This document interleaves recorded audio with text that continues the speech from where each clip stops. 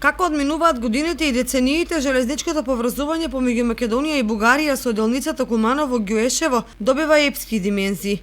Речи се е неверојатно колку средства оваа држава фрла низ вода за несреќно одбрани проекти на кои им се заборава почетокот, а не им се гледа крајот. За Кочани оваа пруга е интересна само од аспект што кога сите стручни анализи велеа дека трасата треба да минува низ Кочанската котлина, тогашните политички мокници како Тито Петковски, Јубислав Иванов и пред се Бранко Црвенковски одлучија или дозволија таа да се протега низ Куманово, Кратово, Псача, Крива Паланка се до бугарската граница.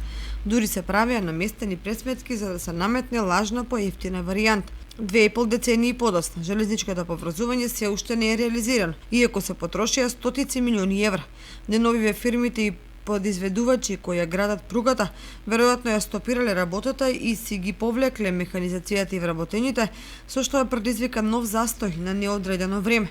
Од германската фирма Вибе нема коментари за прекинот на работа, а директорот за македонски железници инфраструктура е недостапен за медиумите.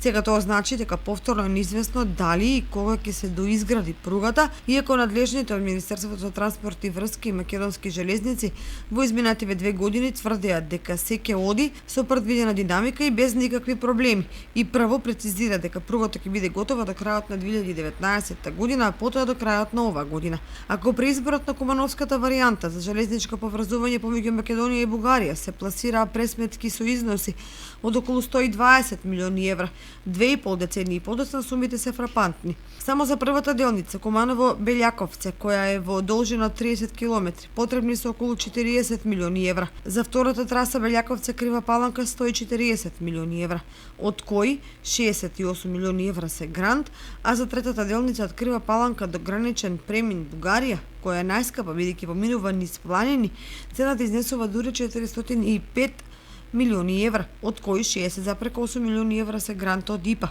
Целата делница од Куманово до Бугарија ќе чини над 580 милиони евра, соопштија своевремено надлежните. За споредба, ако се избереше варијантата преку Кочани, коридорот исток-запад ќе поминуваше низ централниот дел на државата, наместо периферно и плюс ќе беше неспоредливо поевтина, бидејќи ќе се избегнеше непристапниот и сложен терен во северниот дел од државата. Плюс неспоредливо поголем број општини ќе можеа да се поврзат со железничката линија, што е значајна стопанска придобивка.